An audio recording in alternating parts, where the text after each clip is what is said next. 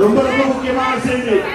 அம்பேத்கர் புதிதாக உருவாக்க இருக்கிற இந்திய அரசுக்கு அரச மதம் கூடாது என்ற நிலைப்பாட்டை எடுக்கிறார். No religion for our state. நம்முடைய இந்திய அரசுக்கு மதம் இல்லை என்ற முடிவை எடுக்கிறார். எல்லோரும் கடுமையாக எதிர்க்கிறார்கள்.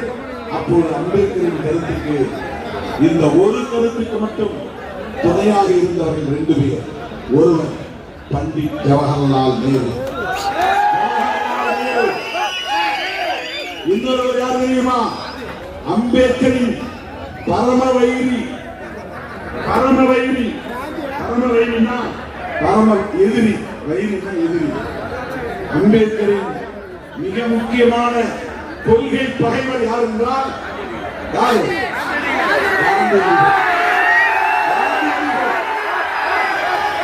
அவருடைய தியாகங்களும் போராட்டங்களும் அதையெல்லாம் மதிக்கிறோம், வணங்குகிறோம். அது வேறு. ஆனால் சனாதன கருத்தில் அவருக்கு நம்பிக்கை இருந்தது. அப்படிப்பட்டவர் சாதி இருக்கட்டும் என்று சொன்னார், தீண்டாமை ஒழியட்டும் என்று சொன்னார். அந்த காந்தியடிகள் அம்பேத்கருக்கு துணையாக இருந்த ஒரே கருத்து எது தெரியுமா?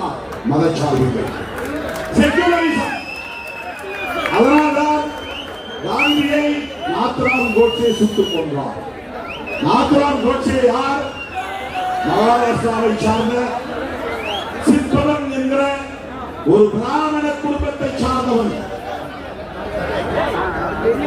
காந்தி அவர்களின் கருத்தை ஏற்றுக்கொண்டவர். ஆனாலும் அவரை சுட்டுக் கொன்றார்கள்.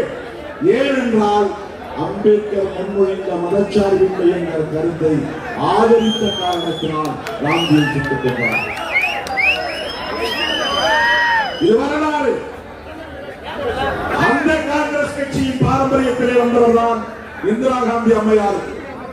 ஜவஹர்லால் நேரு அவர்கள் அம்பேத்கருக்கு இந்த கருத்திலே உடன்பட்டதை போல 1976 அரசமைப்பு சட்டத்தின் முகப்புரையை திருத்தி அது அம்பேத்கர் அவர்கள் விட்டுவிட்ட சொல்லை இணைத்தார்.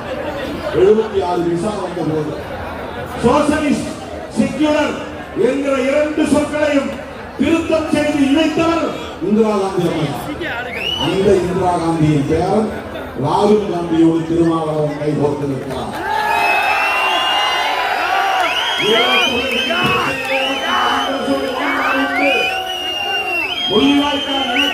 காங்கிரஸ் முரண்பாடு உண்டு. ஆனால் இந்திய அரசியலிலே புரட்சியாளர் அம்பேத்கரின் கருத்துக்கு உத்தரத்துணையாக இருக்கிற இந்திரா காந்தியின் பேரன் ராகுல் காந்தியோடு